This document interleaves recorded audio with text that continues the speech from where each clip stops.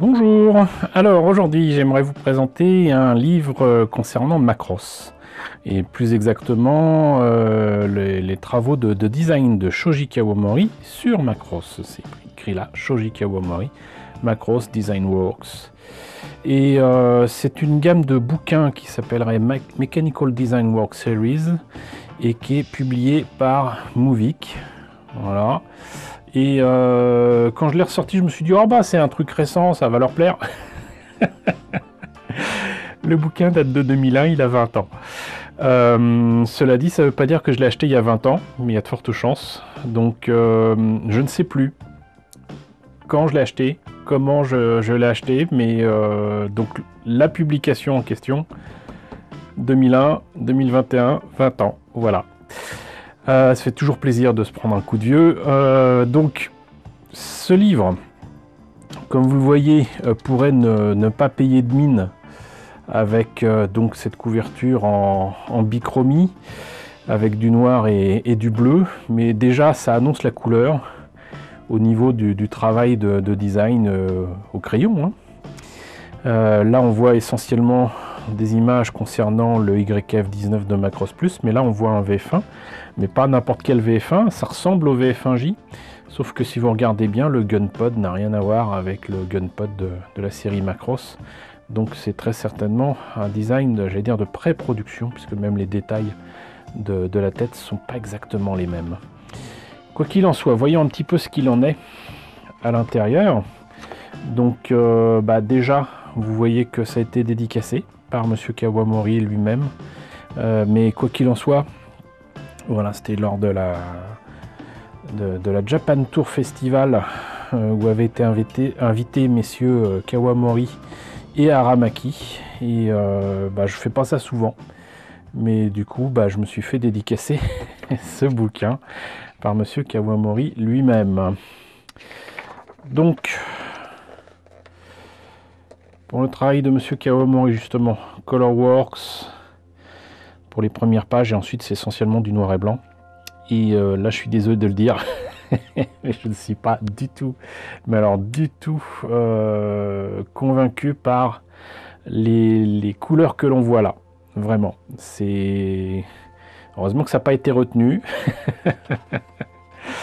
mais c'est pas la joie. À la limite, celui-ci là, et encore, je préfère les propositions là de Fighter que la version Battloid, surtout avec une épée. Je trouve pas ça terrible.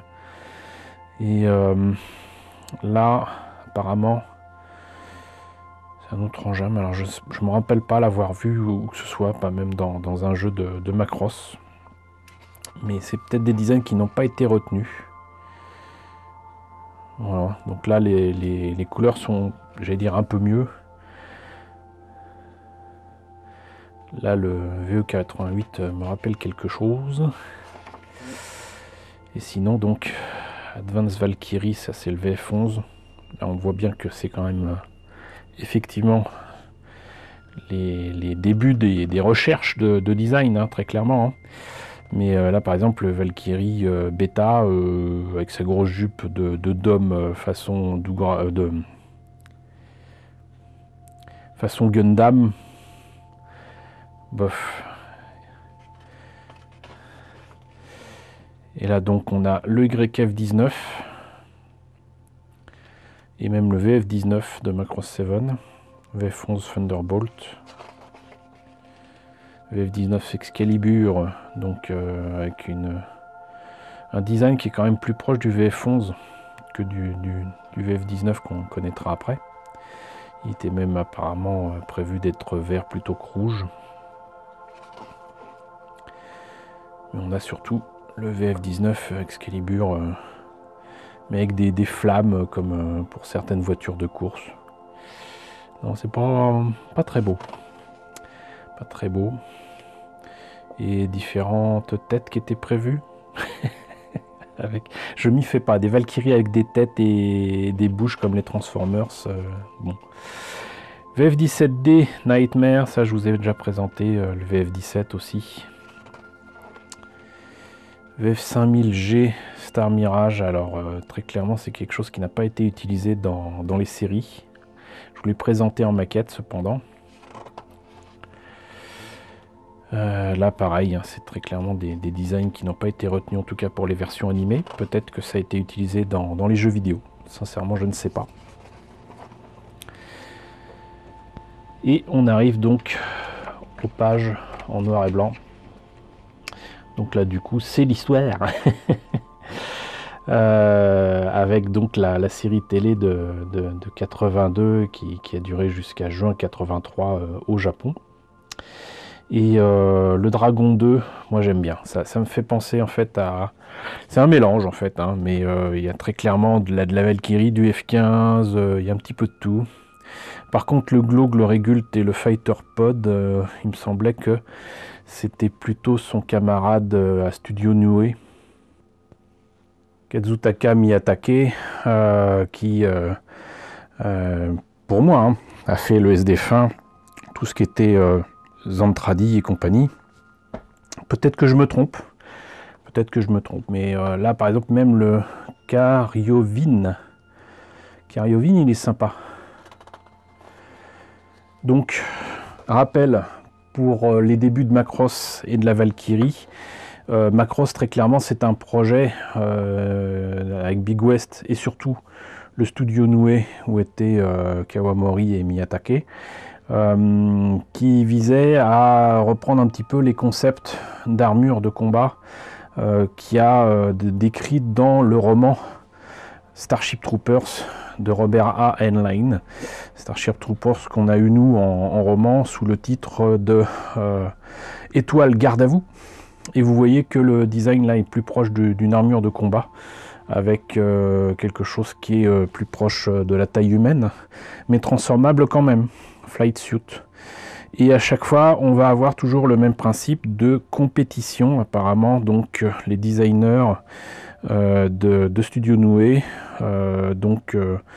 proposaient différents concepts. Et ça a commencé par faire agrandir ce qu'allait devenir la Valkyrie, le VF1, pour pouvoir le transformer en fighter, mais un fighter qui ressemble pas à grand chose, très clairement. Bon, même si là on a les prémices des entraides, des jambes des Valkyries et bien d'autres choses, très clairement on voit qu'il y avait une volonté de faire un jouet, de faire quelque chose de faisable en jouet facilement. Et donc l'aspect transformation semblait quand même important. Pour autant, le design du fighter, bof. Et du coup, paf, j'imagine que du coup c'est le concept de Kawamori qui a été gardé. Le VF1 naît avec des courbes et des principes beaucoup plus proches des avions modernes. Voilà. Et d'autres concepts ont été retenus. Par exemple ici, ça c'est quelque chose qu'on voit que vers le milieu de la série, avec des lanceurs, des réacteurs supplémentaires qui permettent de dépasser l'atmosphère. Concept très sympa, mais qui contredit complètement ce qu'on voit des Valkyries au début de la série, puisqu'à un moment, très clairement, le VF1S décolle, va carrément en orbite et rejoint le SD-Fin en orbite. Donc voilà, mais on n'est pas à un détail près et une incohérence près dans Macross, croyez-moi. Mais ce qui est marrant, c'est qu'il y a quand même d'autres versions qui sont proposées pour les Gearwalk. Là, j'aime bien le principe d'avoir des armes qui poussent entre guillemets sur le dos. Ça, c'est pas mal du tout. C'est con que ça n'ait pas été retenu ou repris. Peut-être même y mettre les bras. Mais donc finalement, c'est plutôt par là que ça se passe. Et donc le Gunpod, on passe de ça à ça. Voilà, Battloid mode. Donc là, c'est vraiment la proto Valkyrie très carrée. Et les différentes têtes qui vont donner donc le VF1S, le VF1A, le VF1J, le VF1D. Et donc là, design définitif pour la série. Superbe dessin.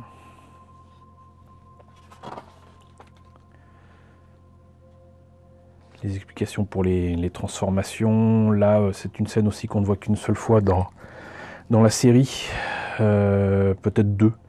En tout cas, il y a comment dirais-je, les sièges des pilotes ou du pilote qui peuvent sortir comme ça de la Valkyrie. Et même le nez de l'appareil peut se détacher. Mais ça, on le voit avec le VF1D notamment, effectivement. Et pour le VF1S, il me semble que c'était... Bah là, on voit bien que c'est la Strike Valkyrie. C'est plutôt dans le film. Ils ont mélangé un peu les trucs. Donc le poste de pilotage, je l'ai souvent dit, mais est différent entre le film et la série, et pas qu'un peu. Même les panneaux de contrôle sont différents. Il y a là donc les manettes, on va dire, sont sur les côtés dans les films, et là c'est au milieu. Hein. C'est moderne, mais ça reste un manche à balai. Et Armored Valkyrie, pour lui permettre d'avoir des armes de partout, des missiles qui partent de partout. Là, apparemment, ça partait même de la tête. Mais voilà, pareil, l'Armored Valkyrie, on la verra pas souvent. Et on part souvent du principe que l'Armored Valkyrie, c'est un peu la volonté d'ajouter des pièces de Destroid à la Valkyrie. Et plus tard, ça va donner la Super Valkyrie qu'on a là. Finished Design. Et là, pareil, hein, très clairement, il y a des trucs qui viennent non pas de la série, mais là, c'est le film. Hein. Enfin bon, c'est bien quand même de retrouver de très beaux dessins et aussi bien imprimés, aussi jolis. VT1 Ostrix, ça c'est pour le film, très clairement. Donc c'est l'équivalent du VF1D, mais pour le film. VE1 Enlint Seeker. Donc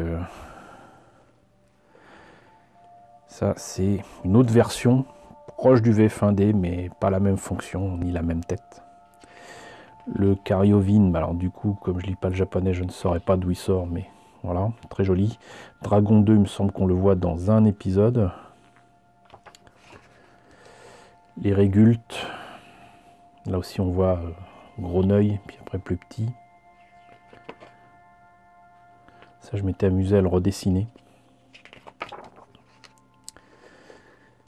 Le Glaug, enfin Glage. Là, il y a une proposition aussi de faire donc un ajout au Glage pour lui permettre d'aller certainement plus loin.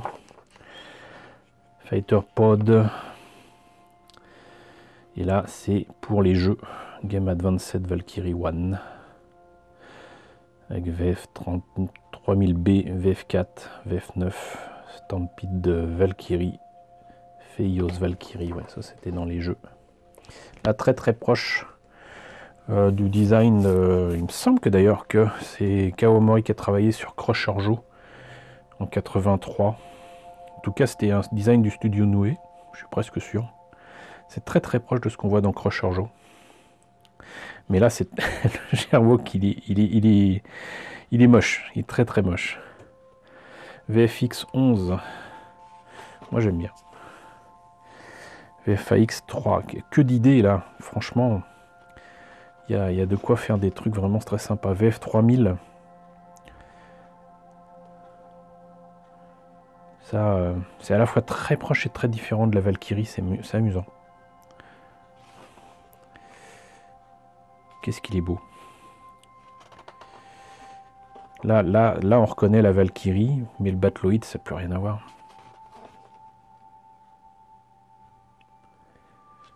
VF 3000, Bomber Valkyrie. VF9 Cutlass. Là, pareil, le fighter est beau, le Battloid est pas terrible. Même là. Hein. VF4, alors le VF4, on le voit dans, en fait, je sais pas comment dire ce que c'est. C'est pas un film, c'est pas une OEV, c'est une sorte de gros clip qui reprend des extraits de la série de 82, du film de 84 avec les chansons de Min-May. Et il y a à la fin des séquences inédites qui ont été reprises au final dans le film pour les éditions récentes au Japon. Et ça s'appelle Macross Flashback 2012. Voilà. Et il se trouve que le VF4 était présenté comme un fighter non transformable. En tout cas, on ne le voyait pas transformé. Ils disent 84, mais pour moi, on le voit dans la série à un moment en miniature. Et là, il y avait les propositions déjà de faire des Gearwalk et des versions Battloid. Et là, je suis désolé, mais j'aime pas du tout la version Battloid.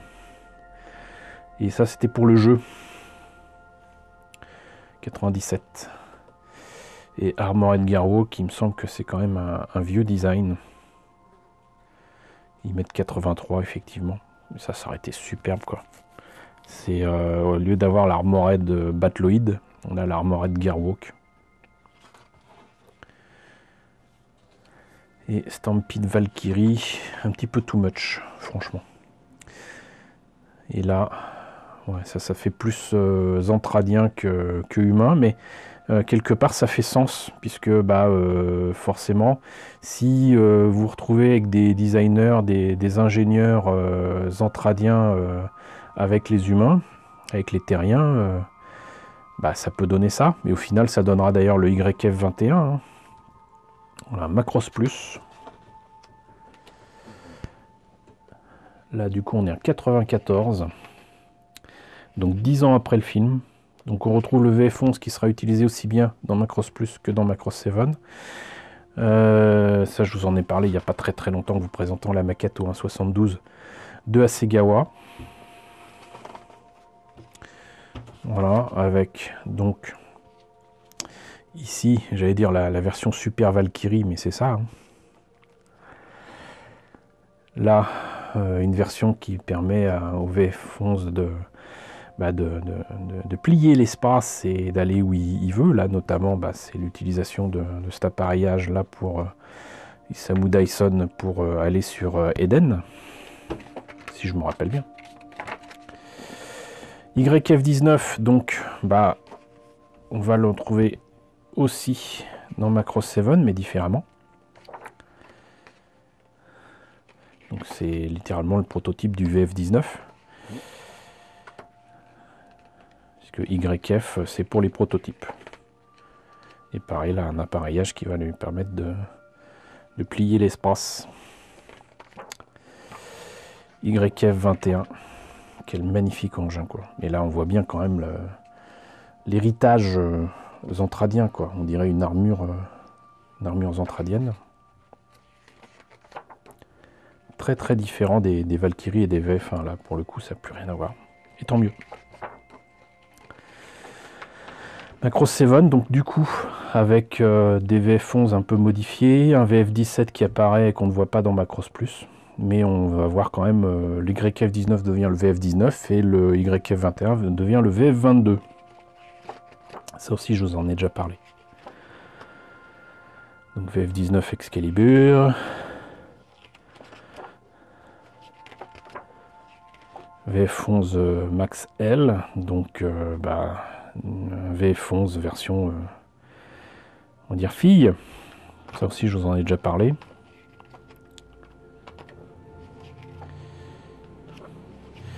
VF17 que j'aime beaucoup. Des lignes simples, très carrées, mais qui rappellent l'F-117 américain. Et même en jouet, je vous le présenterai un jour, même en jouet, il est beau. Hein. Et justement, l'aspect avec les bras qui deviennent des armes sur la version Gearwalk, là on la retrouve ici, c'est quand même assez sympa. Donc voilà, ça aussi j'en avais parlé puisque je l'ai aussi bien au 144 en plastique qu'au 172 en soft vinyle. VF22 pareil, je vous l'ai présenté en résine. Hein. Quoiqu'il me semble qu'il y a une version Hasegawa au 1.72 aussi, que je vous ai sans doute présenté. VF11C Thunderbolt, avec une version même Armored VF11. Encore du VF19. VF5000 Star Mirage, alors j'imagine que ça c'est plutôt dans les jeux. Ça aussi, je crois que je vous l'ai présenté aussi bien en fighter qu'en Battloid. En résine, VE13 Invader, pareil. Le Zobergerin, ça me dit rien du tout. Elgarson. Ça, je vais présenter. Du coup, c'est quoi? L'appeler comme ça dans la maquette que je vous ai présentée, ça m'étonne. Game Advanced Valkyrie 2. Avec Neoglow qui est transformable. Et le Destroyed Monster qui devient transformable aussi. C'est amusant. Du coup, là, c'est le Destroyed Monster qui est normalement comme ça. Et on peut le mettre en Battloid ou en Fighter. Et ça fait sens. Ça fait totalement sens. C'est ça qui est fou. Un temps, je l'avais eu en jouet, mais je l'ai revendu. Je le trouvais trop fragile et trop cher pour ce que c'était. VF14 Vampire. Neoglogue. Pareil. Là, ça peut faire penser à un Garwalk. On peut imaginer effectivement assez facilement qu'il puisse être en fighter. Par contre, en Battloid, pour moi, ça fonctionne pas. Voilà, et ça se termine par l'interview, très certainement, de Shoji Kawamori avec les premiers dessins du VF1. Et Studio Nue interview, donc là c'est plutôt, voilà, Kazutaka Miyatake, Shigeru Morita, Kenichi Matsuzaki.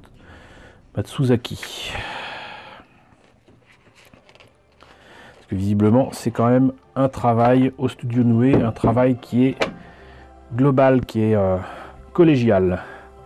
Voilà, et bah écoutez, avant que mon projecteur ne me lâche, j'espère que la présentation de ce Macross Design Works autour de Shoji Kawamori et des Valkyries de Macross vous a intéressé. N'hésitez pas à me dire ce qu'il en est dans la section commentaires. N'hésitez pas à liker, c'est très important. N'hésitez pas à partager.